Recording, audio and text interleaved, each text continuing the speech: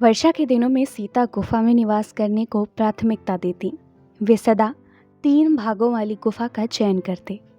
उसका बीच वाला हिस्सा सीता के लिए तथा आसपास वाले हिस्से राम व लक्ष्मण के लिए रहते। नमस्कार दोस्तों, स्वागत है आप सभी का हमारे चैनल में। हम पढ़ रहे हैं पुस्तक सीता, जो कि लिखी है देवदत्त पटनायक जी ने, और हम इसका खंड 4 पढ़ रहे थे। तो चलिए उसी को आगे पढ़ते हैं। लक्ष्मण का संयम। कई बार वे घास, पत्तियां, तिनकों व टहनियों की मदद से कुटिया तैयार करते, जो केवल सीता के लिए होती। वे दोनों भाई खुले आकाश तले सोना सीख गए थे। उन्हें वृक्ष के नीचे छन कर आती सूर्य किरणें भाने लगी थीं।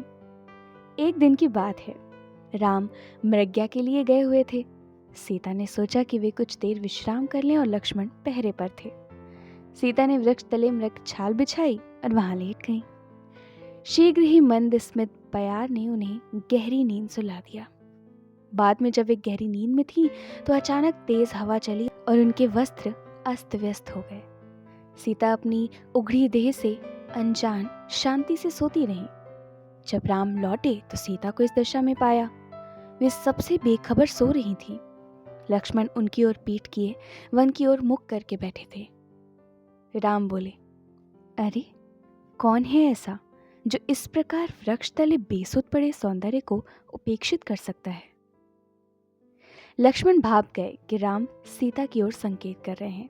वे बोले, वह जो दशरथ सुमित्रा का पुत्र, राम का भाई व उर्मिला का पति है, वह निश्चित रूप से उस सौंदर्य के प्रलोभन से स्वयं को दूर कर सकता है जो राम के शब्दों में वृक्ष तले बेसुध पड़ा है। राम मुस्कुराने लगे। उनके भाई की निष्ठा पर स्वप्न में भी संदेह नहीं किया जा सकता था, परंतु इंद्र इतने प्रभावित नहीं थे। उसने लक्ष्मण की परीक्षा लेनी चाहिए और एक अप्सरा को भेज दिया ताकि उन्हें लुभाया जा सके। लक्ष्मण ने उसे खदेड़ दिया, किंतु अप्सरा इंद्रकामिनी ने सोचा कि क्यों न लक्ष्मण के साथ चाल चली जाए। जब वह जाने लगी तो उसने छल से अपने कुछ बाल वहीं गिरा दिए, जो लक्ष्मण के वल्कल वस्त्रों से जा चिपके और वे जान भी न सके।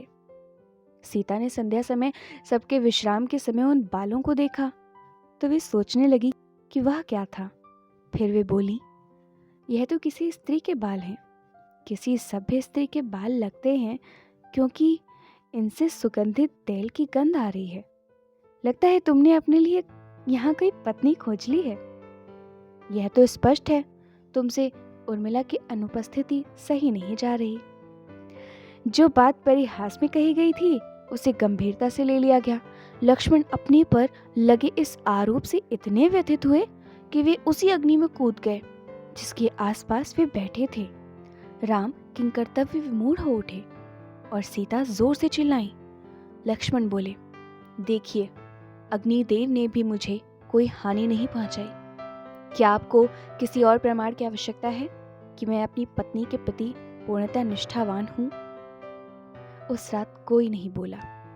सीता को एहसास हो गया था कि रघुवंश के पुरुषों की निष्ठा और ईमानदारी पर उपहास को भी हल्के स्तर पर नहीं लिया जा सकता था।